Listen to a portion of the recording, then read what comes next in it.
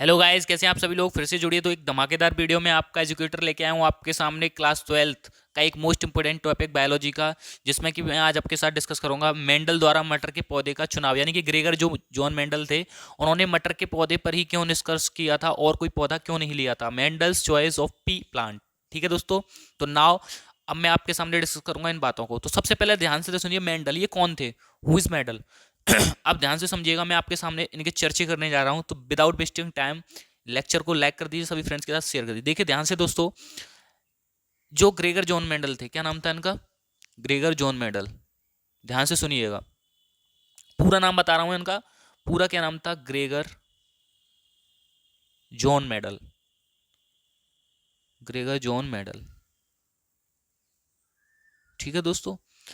जो Gregor John Mendel थे, इनका जन्म है ना मेरे दोस्त, कहां पे हुआ था पता है तुम्हें, कुछ इनका नहीं पता होगा तो मैं बता रहा हूं। कहां पे हुआ था, 22 जुलाई। कहां पे हुआ था दोस्तों, 22 जुलाई को।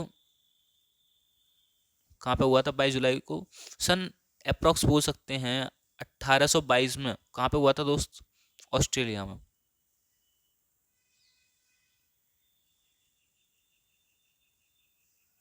ऑस्ट्रेलिया में, ठीक है। इस डेट क्लियर। और इनको दोस्तों किसका जनक कहा जाता है, जनक। जनक मतलब पिता बोले तो फादर, ठीक है। ध्यान से देखिएगा, किसका जनक कहा जाता है दोस्तों इनको, आनुवांशिकी का जनक कहा जाता है ग्रेगर जॉन मेंडल को। किसका दोस्तों, आनुवांशिकी। किसका, मैं लिख देता हूं यहाँ पे, अनु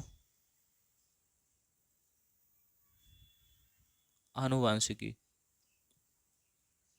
इज डेट क्लियर। तो देन आज आपके साथ में हम नेक्स्ट इसके बारे में कुछ बेसिक बातें डिस्कस करूंगा। तो इतनी बातों को चिपका लीजिएगा, बहुत ही सिंपल सी बात थी ये, है ना।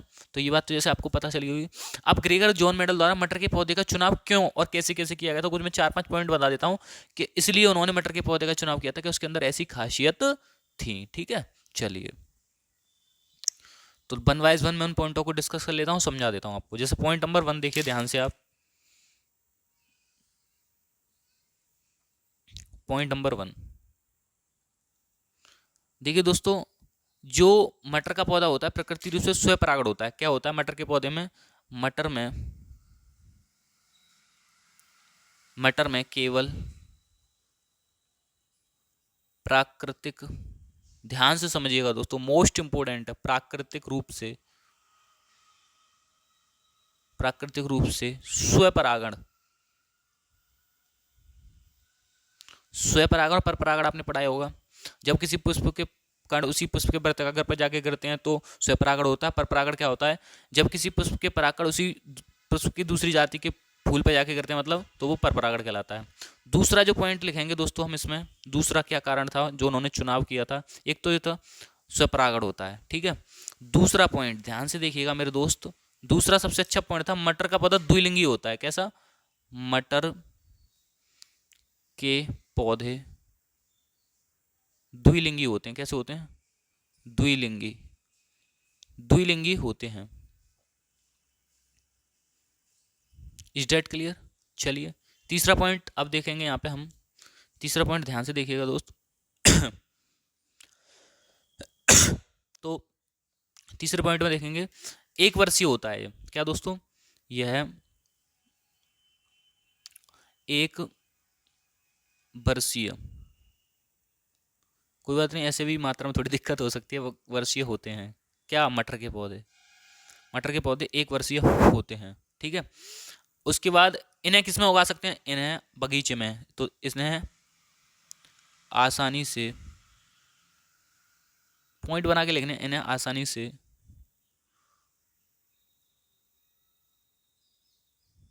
बगीचे में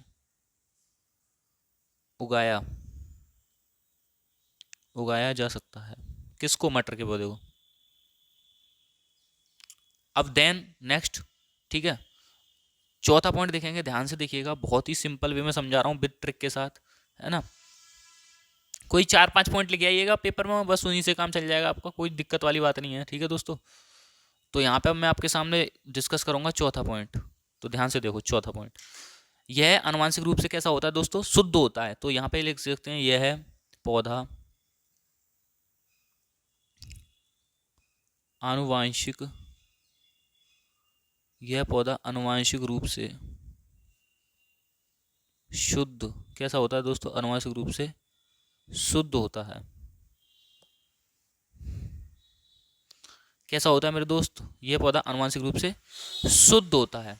ठीक है, लास्ट एक और यानी कि 5 पॉइंट बना के लिख सकते हैं इसमें, कोई बात नहीं, ध्यान से देखिएगा। 5 पॉइंट अब चिपकाइएगा, मैं समझा रहा हूँ यहाँ पे आपको। चलिए 5वां पॉइंट देखिए ध्यान से, क्या है 5वां पॉइंट। इस पौधे की एक पीढ़ी में, लिखते हैं इसमें, आप चिपका लीजिएगा, इस पौधे की एक पीढ़ी में, क्या दोस्तों, इस पौधे की एक पीढ़ी में अनेक बीज उत्पन्न होते हैं। क्या, अनेक बीज उत्पन्न करने की उत्पन्न करने की क्षमता होती है।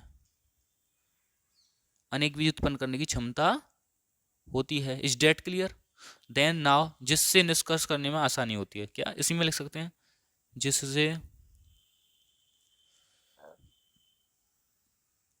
निष्कर्ष करने में क्या मिलती दोस्तों, करने में आसानी होती है। तो यहाँ पे कुछ ये 5 कारण थे दोस्तों, जो 5 कारण थे वो मैंने आपके साथ यहाँ पे लिख दिए हैं, तो आपको दिख रहे होंगे। इन 5 कारणों की वजह से ग्रेगर जॉन मेंडल, जो अनुवांशिकी के जनक थे, उन्होंने मटर के पौधे का चुनाव किया था। देन, और मैंने आपको ये बताया है कि ग्रेगर जॉन मेंडल थे, इनका जन्म 22 जुलाई 1822 ईस्वी में हुआ था, जो कहाँ था, ऑस्ट्रेलिया में। अनुवांशिकी का जनक कहा जाता है। ठीक है दोस्तों, तो आशा करता हूँ यहाँ पे ये इतना टॉपिक आपकी माइंड में सेट हुआ होगा। मोस्ट इंपॉर्टेंट है 12th वाले बायोलॉजी स्टूडेंट के लिए, तो सभी लोग इस बातों को याद कर लीजिएगा। पेपर में पूछा जाता है, 2 नंबर यहाँ पे पक्के होंगे आपके। कमेंट बॉक्स में कमेंट करके बताइएगा दोस्तों किन किन लोगों ने ये वीडियो देखी है, जिससे पता चले हमें। ठीक है, तो जुड़े रहिए, इसी प्रकार मिलते हैं फिर नेक्स्ट वीडियो में। तब तक के लिए जय हिंद, जय श्री राम, जय श्री परशुराम।